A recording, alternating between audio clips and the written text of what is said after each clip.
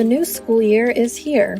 Visit queenslibrary.org to see all of our back-to-school programs and giveaways, and to read our guide with helpful tips on family communication, book lists, and more. Banned Books Week is from September 18th through September 24th, and we are celebrating the books that dare us to think deeply, opening our minds to new perspectives, cultures, surroundings, and beyond. Participate in our sweepstakes online or in person, or visit our website to view our top 100 most popular banned and challenged books in circulation during the past decade. A QPL card is your passport to over 5.3 million books, movies, and other media, over 19,000 classes and events per year, over 5,000 computer workstations, and so much more. Enjoy these wonderful benefits by applying for a library card on our website or at your local library.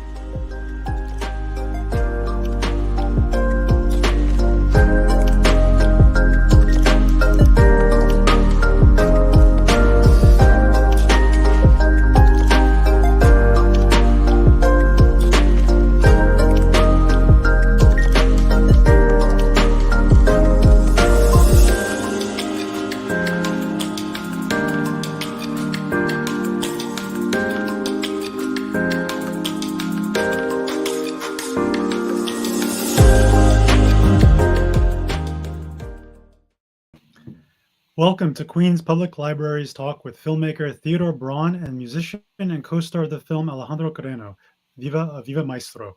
Globe and Mail states, it takes you on an emotional, uplifting journey across many countries and through civil unrest, with music ultimately winning out over dark forces that would otherwise challenge and limit free expression and art. The rap declares Viva Maestro is plenty inspiring about who's leading the charge for so many tomorrows, even as it must acknowledge the forces out there all too ready to disrupt those futures. From the New York Times, the documentary Viva Maestro follows Dudamel, combining verite footage of him in rehearsals with interviews in which Dudamel explains how orchestras can help young people create a more beautiful world. From Participant, the film's distributor, when conductor Gustavo Dudamel's international tours are disrupted by deadly protests across his native Venezuela, one of the film's greatest and most beloved musicians faces the challenge of a lifetime, one that will deepen his commitment to the mentor who changed his life, upend relationships with friends and musicians he's led since his teens, and test his belief in art's transformative capacity. Hi, I'm Brian Alessandro. For those of you who don't know me, I have written for Interview Magazine, Newsday, Pank, Huffington Post, and have recently adapted Edmund White's A Boy's Own Story into a graphic novel for Top Shelf Productions, which will be released this Christmas. Additionally, I co-edited Fever Spores, The Queer Reclamation of William S. Burroughs, an anthology of essays and interviews about Burroughs for Rebel Satori Press. I'm also the co-founder and editor-in-chief of the literary journal The New Engagement. My first novel, The Unmentionable Mon, was published in 2015 by Cairn Press, and my first feature film, Afghan Hound, was produced by Marriott Media in 2011. It is currently streaming on Plex, Tubi, and Amazon. My new novel, Performa non grata, will be released in April 2023 by Rebel Satori Press. Culture Connection, curated by Daniel Zaleski and now in its 9th year at the Queens Public Library, is proud to present international artists from emerging talent to award-winning masters. These disciplines include music, theater, author talks, and film. Now expanding into a virtual format, Culture Connection is currently reaching a global audience. Theodore Braun is an American film director and screenwriter, best known for his Image Award-winning 2007 documentary film Darfur Now and his 2016 documentary Betting on Zero. He's also an associate professor in the University of Southern California's School of Cinematic Arts Writing Division. Alejandro Carreno is a violinist in the Simon Bolivar Orchestra and longtime colleague of Gustavo Dudamel. Thank you so much for joining us this evening. It's a great pleasure. Ted, you're coming to us from Los Angeles. Alejandro is coming to us, I believe, from Munich. We're representing 3 time zones. United by music. Yes, by music. Indeed. Alejandro is having some technical trouble. He can't hear us. So I guess while he troubleshoots, I'm going to ask Ted a few questions. Mm-hmm. Ted, for those of you who don't know or have not yet seen the film, please tell us who Gustavo Dudamel is and why his contribution to classical music is so significant. Well, Gustavo is probably the most celebrated and accomplished and talented conductor of his generation. Yes. He's a global musical superstar of the highest rank, and probably since Leonard Bernstein, the first figure in American classical music who's been able to unite and bring together audiences from across the musical spectrum into concert halls to both share unique and diverse range of music and also listen to and expose themselves to the traditional repertoire of orchestral symphonies. He is also a really deeply important person in musical education, and particularly, as a figure who represents himself and also brings into the world the transformative capacity of music. It's particularly classical music's ability to allow young people in particular to lead lives they might otherwise never have been able to even imagine. Yeah, and your film certainly captures, I think, all of that, quite honestly. And I guess this question, Alejandro, can you hear me okay now? Now I can hear you perfectly, yes. Okay, great, wonderful. Welcome to our show. This is a question to both of you, really. What can you say about Dudamel's style of conducting? I guess from what I gathered from the film, is it fair to say that it's less technical and more intuitive, maybe even feelings based? You've played under him, Alejandro, so you might be the better person to at least start by answering. Well, first of all, thank you very much for having me here, joining you, all of you, and sorry for my English is not so good, but not at all. That's what it is. I mean, Gustavo has a clean, perfect, fantastic technique. I mean, you can understand everything from the point of view of a player. You can understand everything. But in a great conductor, as he is, that's one of the layers of the first layer. For some conductors that would be like the top. Sure.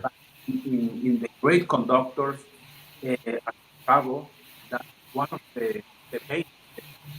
That comes, the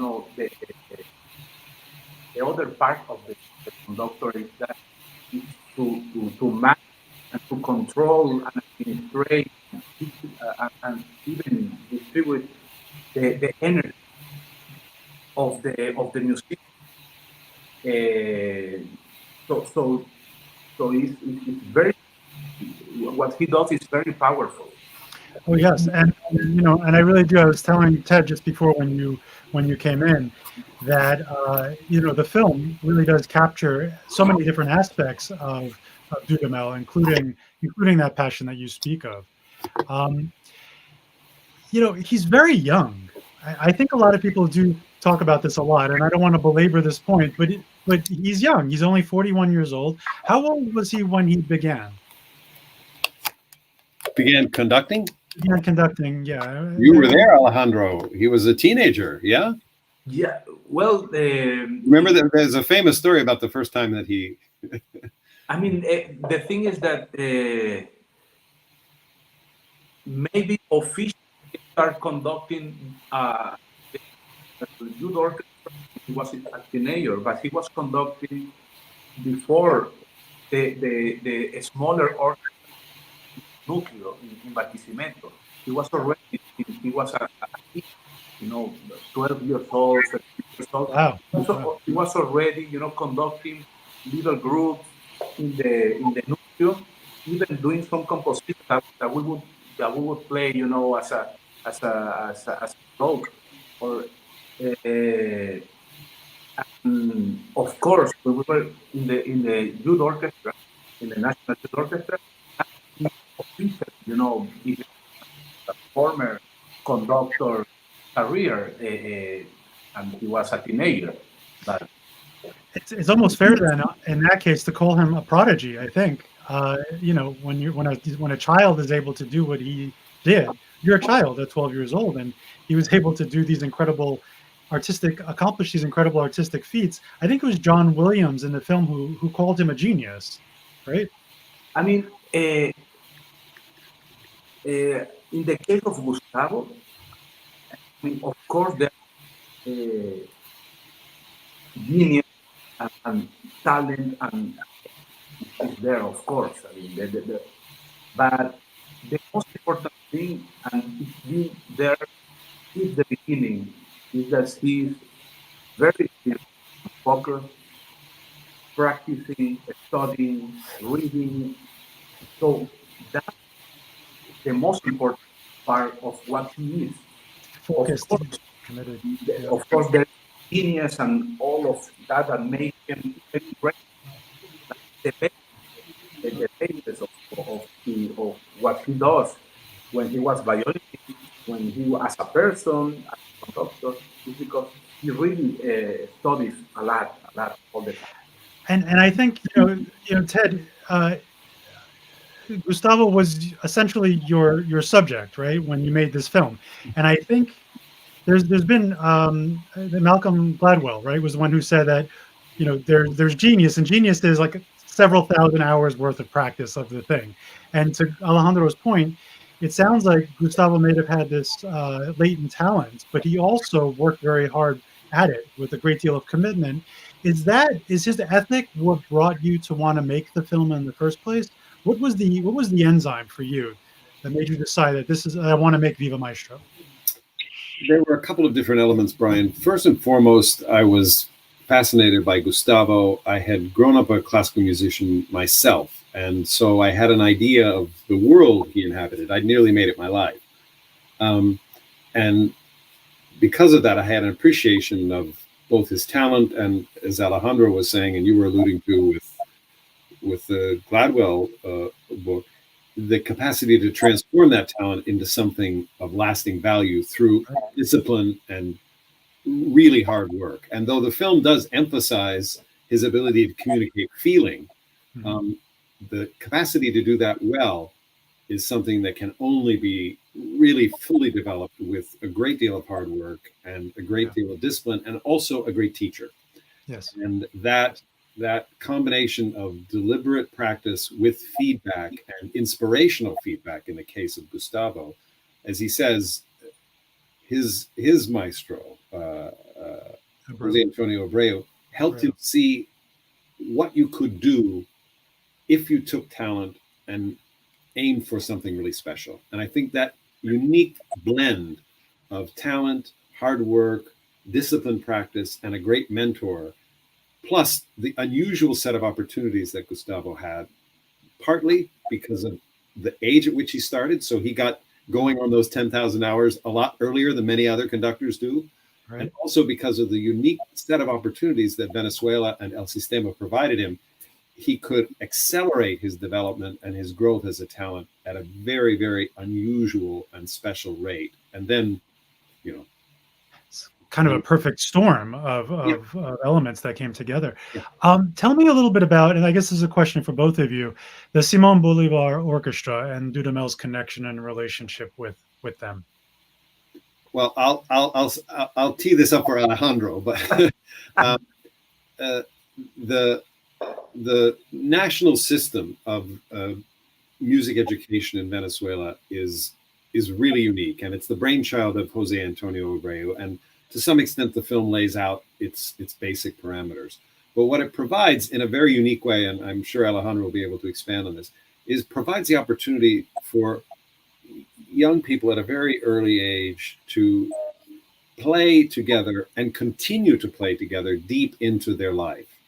And what Alejandro was a part of and what the film brings to life is a group of players who started, in their early teens, in some cases even before they were teenagers, and matured through into their 30s playing together. Mm-hmm. So you have a very unique set of circumstances and a real kind of intimacy with each other that I have never been aware of happening in any other part of the world. But Alejandro should really describe to you what it's like to be inside of that, because it's please do. Yes, I mean, what Ted is saying it's exactly as he's saying. You know, the it is unique orchestra. It is a unique orchestra because normally when you go to a top orchestra, I mean, Berliner Philharmonica or Los Angeles Philharmonica or whatever, you know, every person is working from the childhood and then individually with the teacher, and then they do some projects with a small orchestra, and then when they gain more experience, then I mean it's a very personal process Right. in order to get to an audition that will take you to the orchestra that you are going to be maybe for a long time or even until the rest of your career. Wow. In the case of the Simon Bolivar Orchestra, it's different because we come from El Sistema, and El Sistema is we have nuclear everywhere in Venezuela, and each nuclear has orchestra, choir. We have everything we need. We have the instruments, we have the teachers, we have the only thing we have to do is be there and practice. Yeah. The only thing we have Show to up and do the work. Yeah. and, and first of all, that is something that doesn't happen anywhere in the Yeah. world. Mhm. Only in Venezuela is this gift that Maestro Abreu gives to our country. To all of us Venezuelans, is the greatest gift that he could give to the country. That is this huge opportunity. And from all of these kids in the whole country, they made the National Children Orchestra. And the National Children Orchestra was Gustavo, was my wife, was my brother, was I, and many others. And but at that time, I was 8 years old. Gustavo was 10, 11. So we were playing together in an orchestra, and then we grew more, and then we became the National Youth Orchestra, Hmm.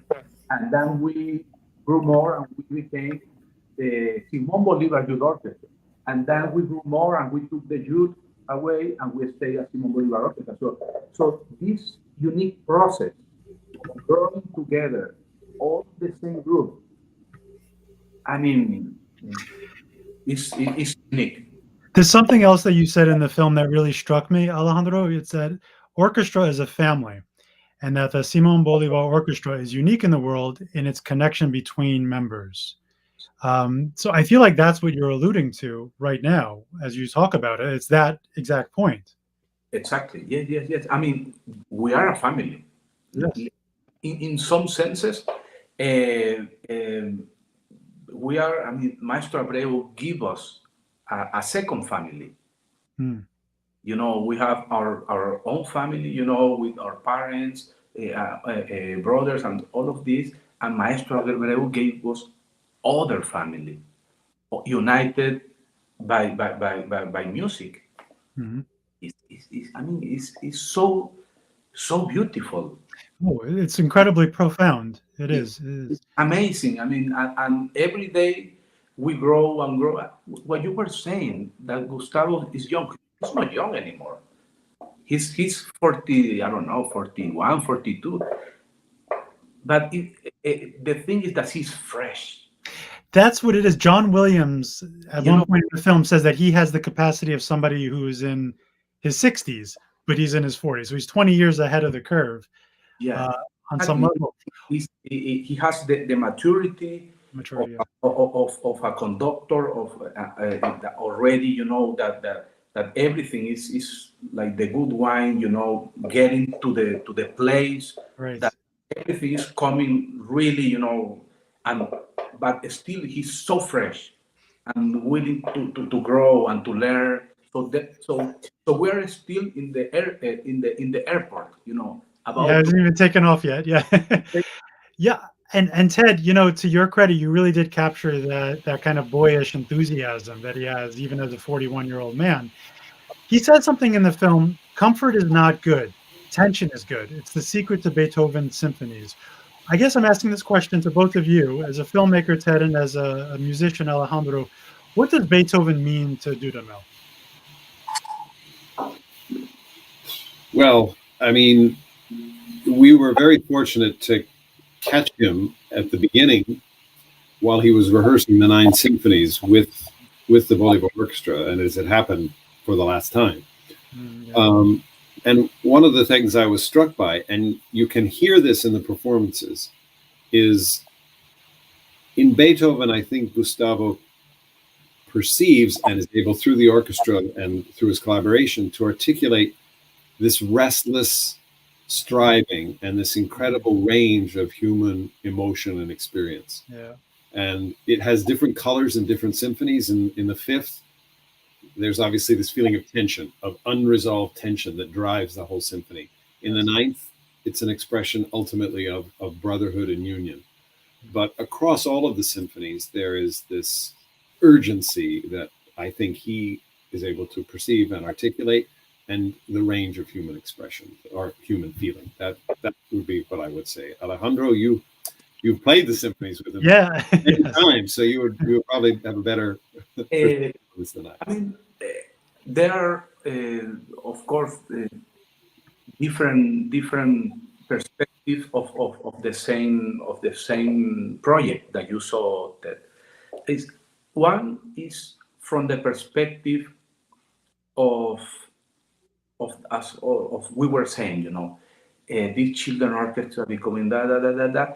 And now that we are a symphony orchestra, that we are on our 30s, we can now do this project of doing Beethoven as a group, learn the whole arch of Beethoven as a composer, and what he brings in the musical level, and for us to grow as musicians. That's one part of this cycle. The other part of the cycle, that is the most important part, is what Beethoven means for the humanity. Mm. That's another really that's the important part of everything, because it's the part of everybody at that time was saying Gustavo should speak, should say what, and he was speaking really loud through notes. Yeah. He was giving this message of a person that was living in such difficulties, and all he gave to the humanity was beauty. And Gustavo was not speaking, he was conducting his brothers, and speaking loudly and more profoundly than any statement. Yeah, I think that's really poignant. I think you really hit something on the head there. I would love to hear from both of you your thoughts about Dudamel's, as you mentioned earlier briefly, Ted, Dudamel's mentor, Jose Antonio Abreu, and their relationship. And Alejandro, you knew Abreu as well, right? Yes, of course. Yeah, very, very well. I mean, you had as close an intimate relationship with him as he's even the grand, I would say, the godfather of my wedding, actually. Yeah. Yeah, I mean, yes, of course, Maestro Abreu is like a father for all of us. And in my really, really close relationship with Gustavo, of course. And Ted, as sort of somebody who was not in the orchestra and who was not of Venezuela or a musician and somebody who came from the outside as a documentarian, what did you observe of the effect that Abreu had on the orchestra, on Alejandro, on Gustavo? Well, I don't think you can separate the individual effect, which I'm happy to talk about, in which Alejandro gave you a flavor of, the individual effect from the national effect that Abreu had. He started this project, El Sistema, in the 1970s with a handful of musicians, kids who wanted to learn. And from that, he created, as Alejandro said, a nationwide program in which instruments and opportunities to perform are available free to anyone who wants to learn. So that it doesn't matter, especially doesn't matter if you are living in very, very difficult economic or social circumstances, you have an opportunity to play, to sing, to perform. And he saw that as both a musical mission and a sociological mission, an ability to transform society. And both the nature of that dream and its scale, by the time, Alejandro and Gustavo appeared in the film, was massive. When we started filming in 2017, El Sistema was educating 800,000 students inside Venezuela. By the time we finished, it was 1 million. Wow, that's right. You're talking about someone who transformed his country, and at the same time, as an individual teacher, pedagogue, and organizational leader, completely inspired and transformed the lives of the people he touched directly. Incredible. So, as someone who, I'm a professor when I'm not making films, and the reason I'm a professor is that I've been touched by great teaching throughout my life. It's something I want to transform, and it's something that I want to transfer, to pass along. So recognizing him as both a very special individual for these 2 or 3 people who appear in the film, but also as a national figure with vision is really it's really one of the most beautiful aspects of your film, Ted, is this recurring theme of influence, of positive influence, of protege-mentor relationships, of student-teacher relationships. And as a former educator, I too really deeply was moved by that.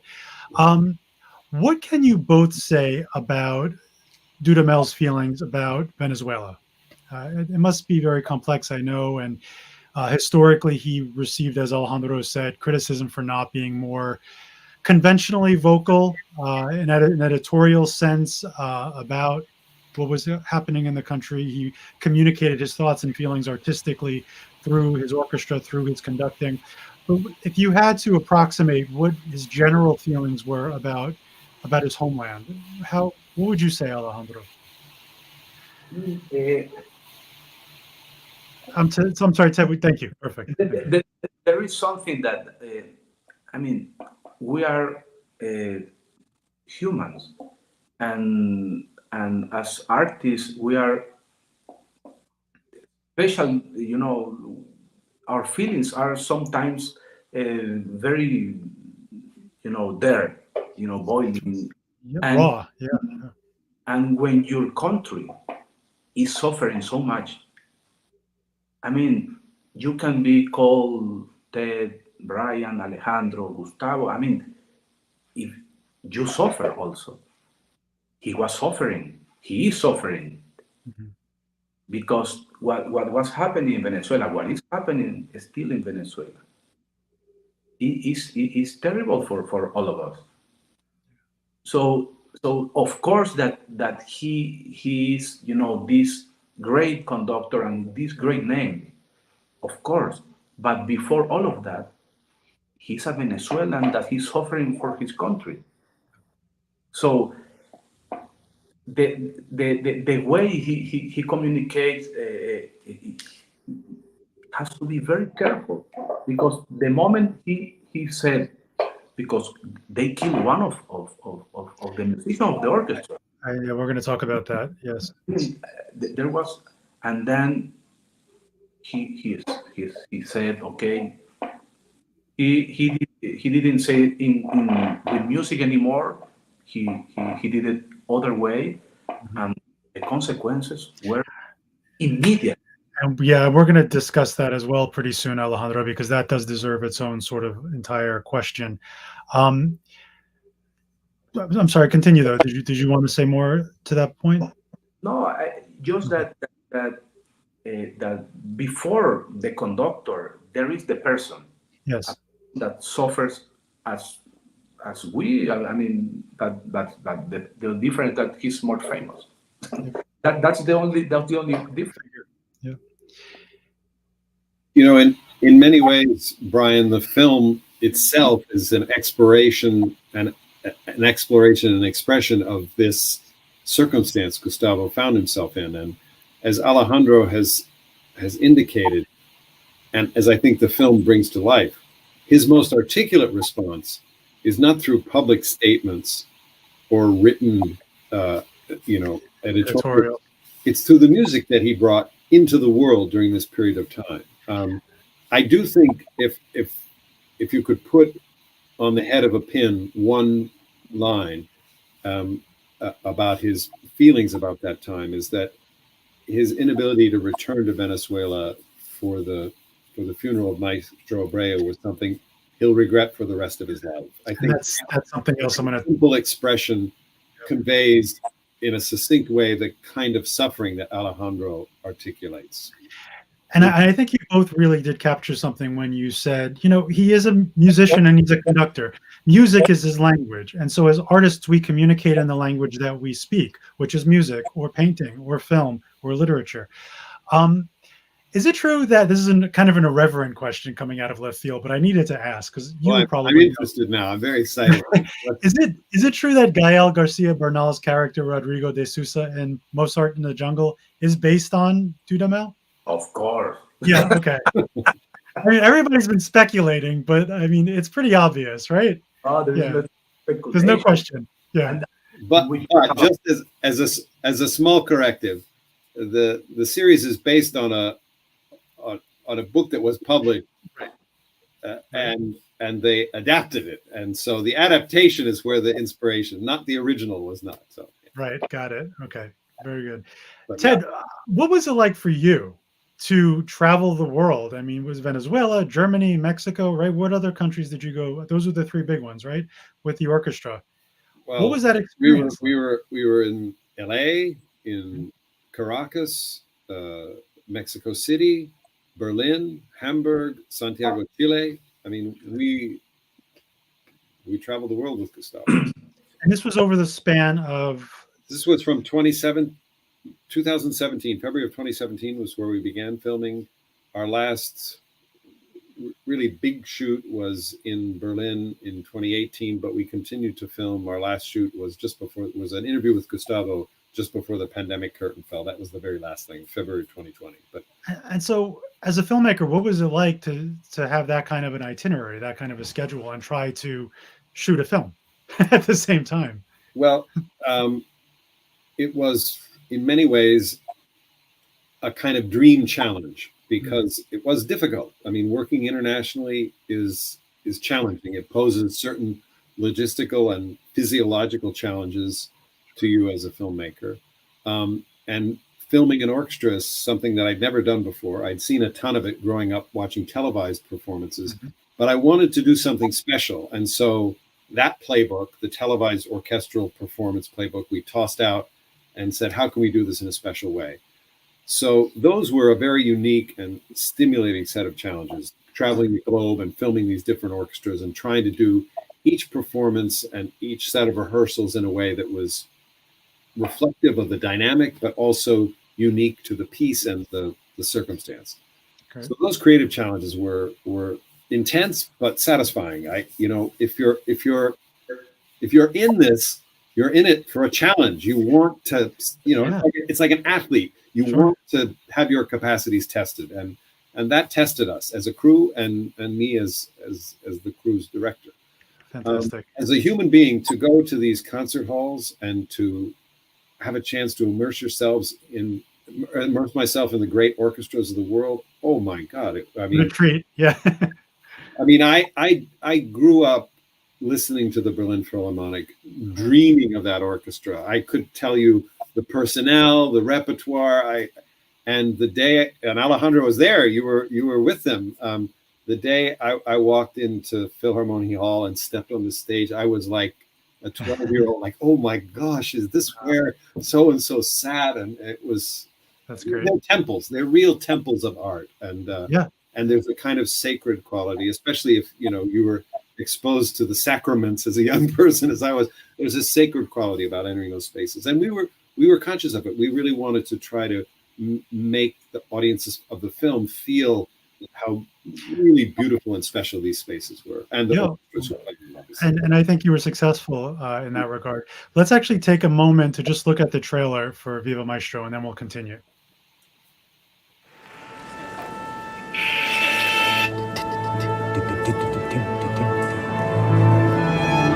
Sol, 3 y 4.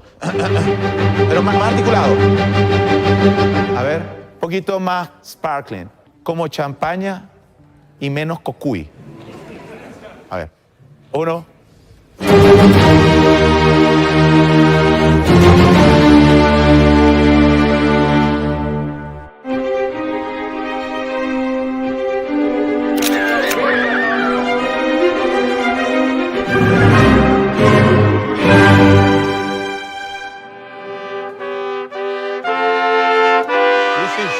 El sistema. El sistema is a program for social transformation for everybody. We believe that music has the power to unite people.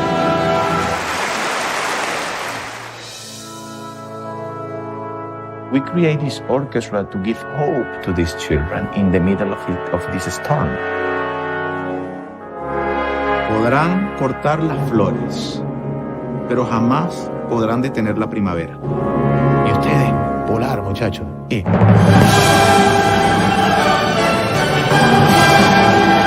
The idea that is a system is spread around the world. Art, music, culture goes beyond entertainment. It heals the community. It heals the soul of the people.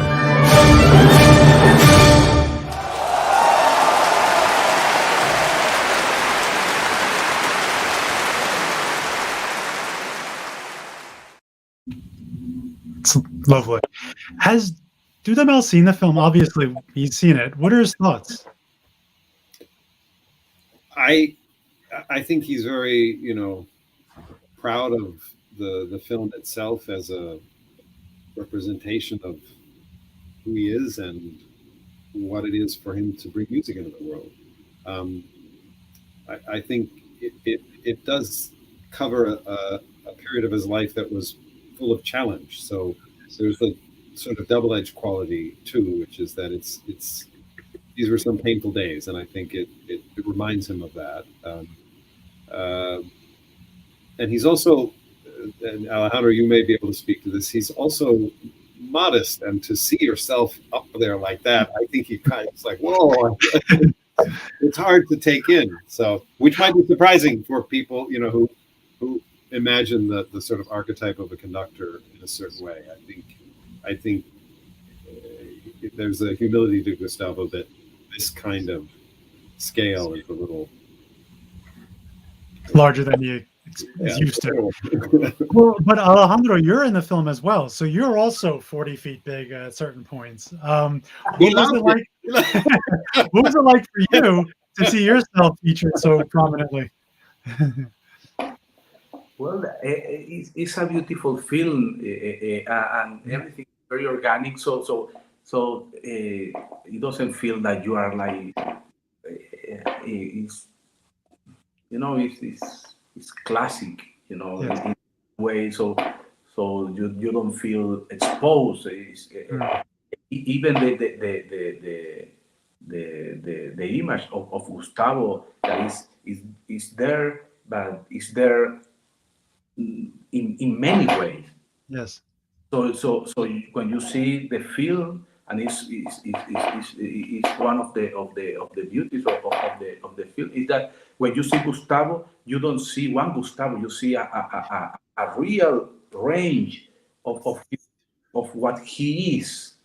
Yes. and that's fantastic, because it's like, this is Gustavo. No, Gustavo is this and this and this and this and that. And And one of the aspects that you see of him in that three-dimensionality is your relationship with him, which is intimate and very long-standing. Can you speak a little bit about that? Beyond the music that you made together, there's a friendship there. I mean, we are brothers, of course. When we entered to the National Children Orchestra, we were, all competing to see who plays, more notes or whatever. We were. That's part of how El Sistema works. You are competing with the other, and without you knowing, you are growing and growing. I mean, it's the immediate competition with the other kid. Having an artistic goal. So Gustavo was bigger, and so he was one of the best players of the orchestra. So me as a child, I was like, oh yeah, I want to. So I was very close to him, but he was not very close to me. He was more close to my brother. That is more his. Okay. So I was like the little, one. Wanting to be part of the group, yeah. Wanting to be part of the group, to absorb information. I wanted to be big. But then our relation she began to grow more and more, because we were both students of the same violin teacher. Mm-hmm. So then we start to play together duos, and so and he was always protecting me because I was, smaller than him, and so it was a brotherhood from that. This is when we were kids. Sure. And then, we grew and grew, and the rest is history. To get back to a point that both of you made earlier, we said a couple of times already that Dudamel was criticized for not directly delving political issues, particularly in Venezuela, but when he did write that New York Times editorial in 2017, the blowback was swift and destructive. Shows were canceled on his tour. Many people accused him of waiting too long to speak out, and this was all captured in the film. What are some immediate thoughts that you both have maybe about that, and perhaps how unfair that was?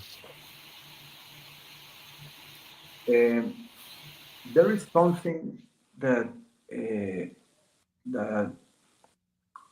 when you speak something, when Alejandro says something, it will affect Alejandro, and maybe it will affect my family, and it's very immediate, Sure. Even a very famous person could speak, wherever they want, and it will affect directly very few people,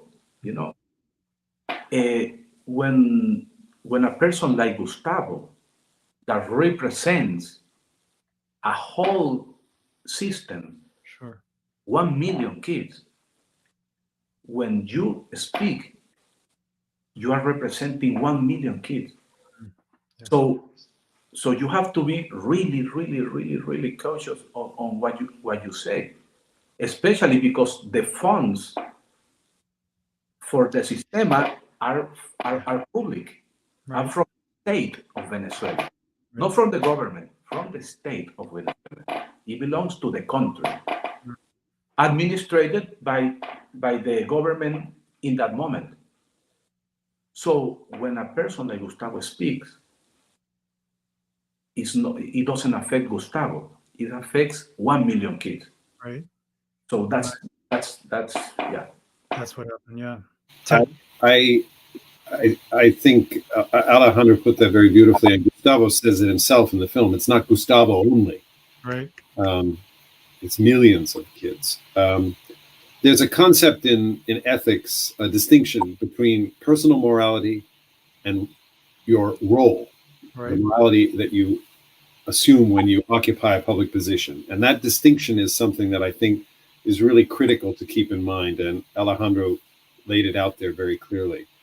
I think there's another distinction that many American viewers may not appreciate fully, which is, the nature of El Sistema's place within within the Venezuelan state, and the particular pressures that someone like Gustavo or any public figure face under those circumstances. And the traditions of free speech and dissent that we have in our country don't necessarily travel across borders as freely as many people might easily imagine. And keeping in mind those contexts, I think, and we try to build that into the film, makes it easier to understand what Gustavo was dealing with. To that point, to those points, Ted, you had to make a lot of very critical decisions as a filmmaker, how to handle some of the political content and some of the issues that arose during the tour. Did you want to focus on them, or were you intent on just focusing on Dudamel's reaction to them? What was your decision-making process like as you were shooting and editing and making these sort of important decisions? So one of the things that inevitably happens when you're making a present tense documentary, a documentary, with people as events are unfolding, is that things take unexpected turns. Right. And when I set out to make this film, it was in part because, as I mentioned earlier, I had an affinity and familiarity with the world of classical music. I thought Gustavo was a tremendously fascinating guy, but I also had been making films about the problems of the world. I made a film about the Darfur crisis, Darfur Now, a film about a big Wall Street battle involving allegations of international fraud, called Betting on Zero. And this film was initially, for me, going to be a retreat from the problems of the world and a focus on someone bringing beauty, to life and sharing it around the globe. So there had never been an intent on my part, and Gustavo and I were on the same page about this, to delve into politics. The problems of Venezuela erupted in a way that none of us could have anticipated within 2 months of starting production. And so, as your question asks, we had to deal with this, but we had to deal with it in an unexpected way. And at first, it presented a very pragmatic problem, which is, what are we going to film? Because we had intended to go back to Venezuela for 3 more visits and to really just focus on his relationship with the Bolivar Orchestra and LA Phil. And for a long time, we thought, okay, this is going to be a story about reunion. Because Gustavo was not able to continue on the tours with the Bolivar Orchestra, we were focusing on whether they would get back together or not. And that dictated the kinds of things that we shot, where we went, what we were hoping to film when we got there.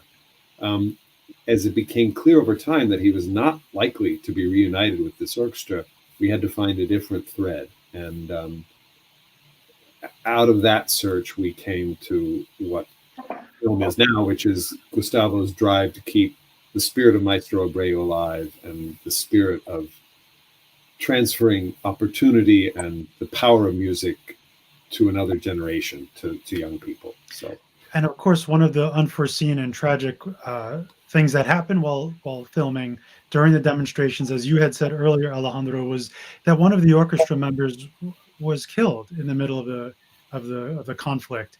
Can you talk a little bit about this? Just for the sake of clarity, it wasn't an orchestra member who was killed. It was one of the young people who was being educated inside El Sistema. Great, thank you for clarifying that. He was in other orchestra, not in Bolivar orchestra. Not in Bolivar, but he was a young musician. The person was a young musician, a teenager. Yes. Teenager. Yeah. No, go ahead, Alejandro. Please speak to that if you would. Sorry, what? Please tell us a little bit about that incident. You were going to talk about it earlier. Well, wow. At that moment, of course, the situation of Venezuela was very, very intense.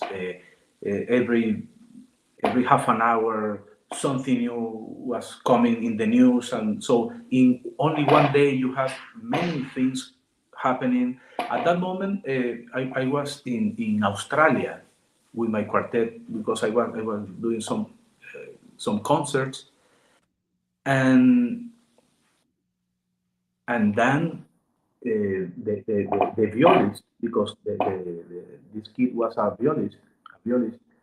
The violist of my quartet tell us in the middle of we were getting ready for playing Shostakovich string quartet number 8.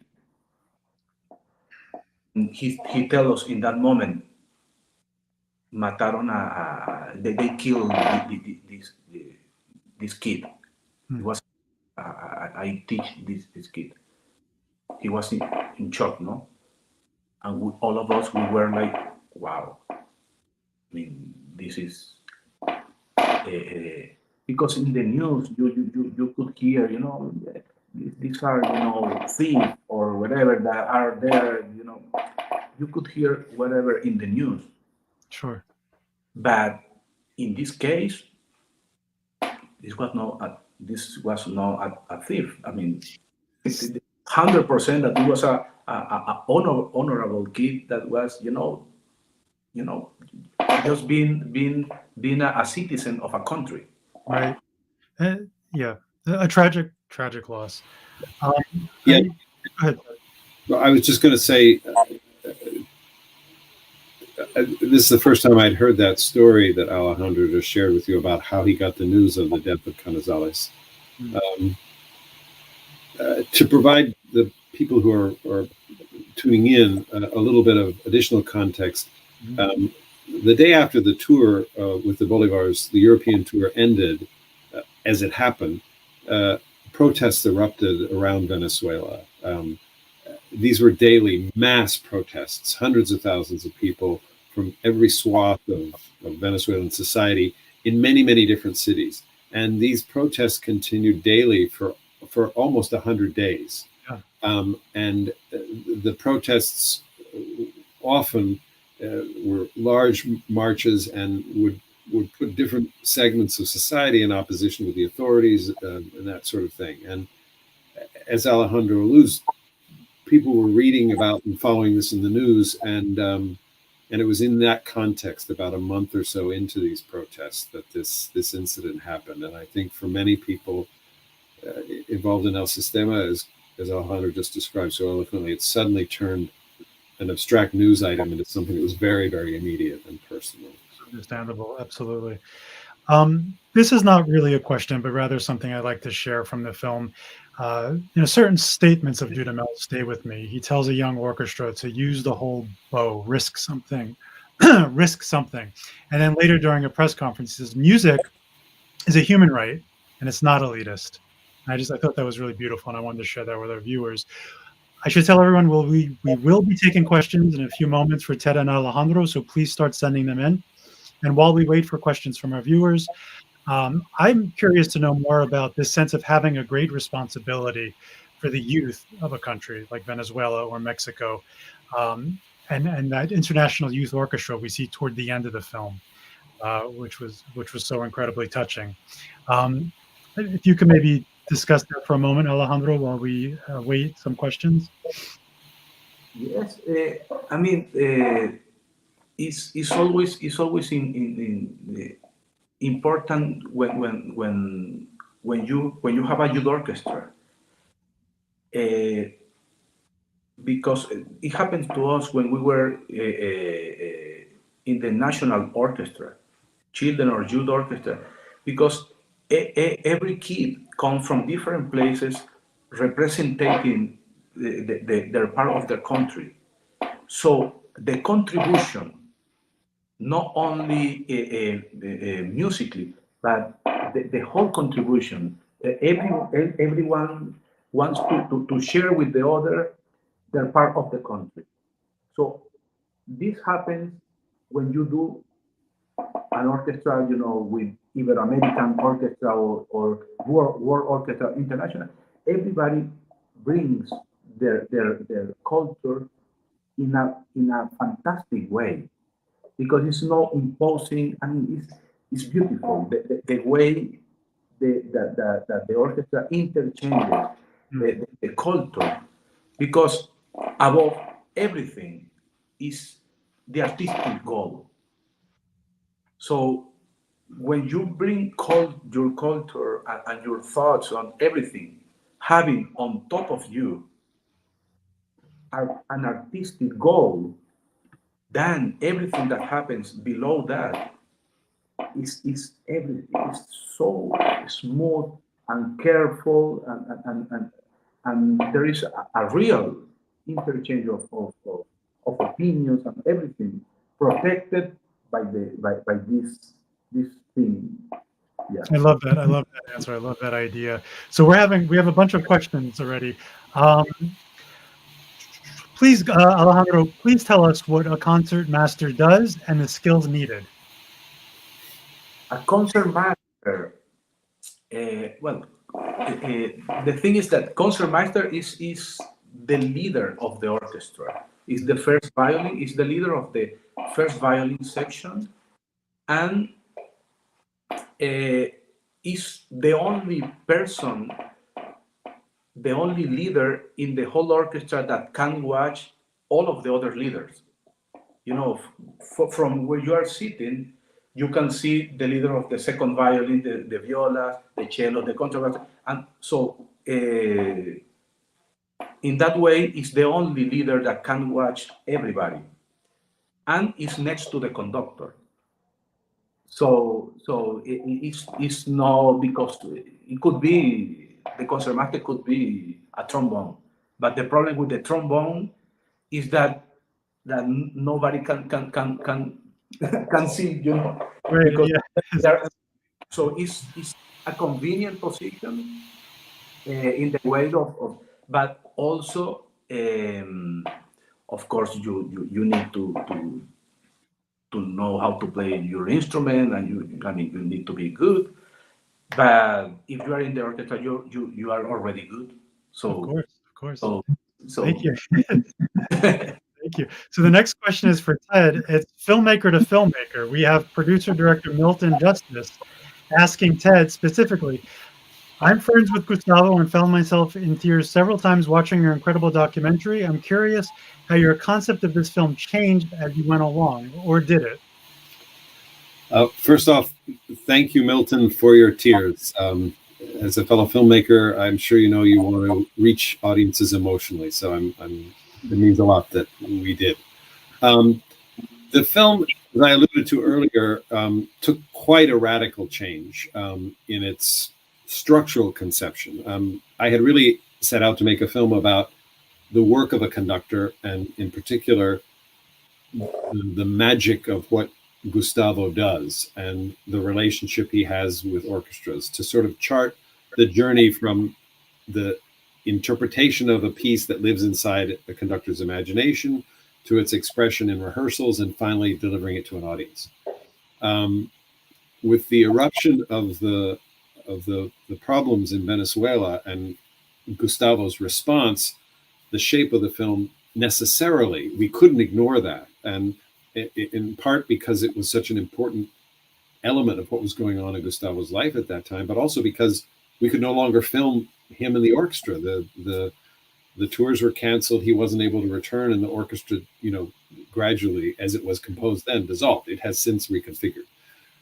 So we had a different dramatic problem, which was what was going to happen to Gustavo's drive to bring music into the world and in the face of these obstacles. And that ultimately led us to refocusing our attention on what that drive was. It wasn't just to make music, it was to transmit the values of Abreu, the power of music to unite and to transform in the face of these obstacles. So that's how both the structure and the kind of focus of the film shifted. It all evolved organically, really, right? We have a question for Gustavo. What is your favorite violin concerto? for Alejandro. Alejandro, did I say Gustavo? I'm so sorry. Alejandro, what is your favorite violin concerto? wow, that is a difficult question, but I would say Beethoven Violin Concerto. Okay, easy answer. This is a question for both of you. What is the future of classical music with a new generation? Is it more embraced in some regions and discarded in others? Wow. I can give you time to think, Alejandro. I think one of the things that's really exciting, and you see it in Los Angeles with Gustavo, you see it in other cities under other music directors in the United States, which is, and I think Gustavo is really a pioneer here. There's a reimagining of the relationship between these institutions in the United States, these big classical symphonies, and the communities they serve and the audiences for their music. And it's a much more ecumenical, if you will, much broader sense of what music is and what music and what audiences, can come under the roof of a concert hall. And I think that is really a very promising future in the United States. I'm less attuned to and conscious of how that is playing out around the world, but in the US it's very exciting, and in part it's of necessity. Right. These institutions realize they need to reach new audiences, they need deeper subscriber bases, and they also have a sense of social mission that I don't think previous generations had. It's exciting and promising, and I think the LA Phil, the Louisville Symphony Orchestra under Teddy Abrams, another example that's doing really great work that way. I've been hearing so much about their orchestra lately, more than ever before. Alejandro? Yes, it's very complex. It's very complex because we live in a world now that everything is immediate. Yeah. Everything works, a song of 3 minutes give you the feeling that you're happy, and then another song of other 2 minutes give you the feeling that you're sad. And with classical music, it gives you a whole art, Right. and more complex and deep diving into the whole aspect of the emotions. So in that sense, it's very complex because everything is so immediate now, and to take it to the level that reading a book, all of this part of feeling, in deep inside you is difficult in that sense. In the other sense, that Ted is saying, that is to bring all of these institutions to the people, to the young people, and to everybody, and because some people are afraid to go to the theater. Sure. And so some of them is because it's very expensive, and young people cannot afford that, and so you see a whole audience full of people in other ages. That's one of the things in Venezuela, that our audience is mainly is very young. So that's something we have to do. But how can we do it? In our country is almost free. So you see, and the musicians bring their families, and you see many young people in the audience. So you see that, okay, there is a future here. Mm-hmm. So in other parts, it should be also in that way that Gustavo is doing, including, adding more and more people. I think it's a really beautiful orientation and approach that creates a future, truly, for this kind of art.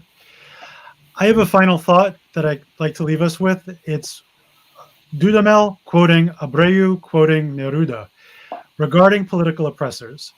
They can cut the flowers, but they can't stop the spring. Viva Maestro will be available to stream for free through Queens Public Library until Sunday, October 2nd. Please take advantage of it. It's a beautiful, magnificent film. Alejandro, Ted, thank you so much for your time this evening and for this wonderful film and for your artistry. And thank you, everybody, for watching. And you can check out all the links in the chat section, of course. Fantastic. Thank you very much, Brian. It's been a pleasure talking with you. Thank you so much, Ted. Thank you, Alejandro. Thank you, everybody. Have a nice weekend. Be safe.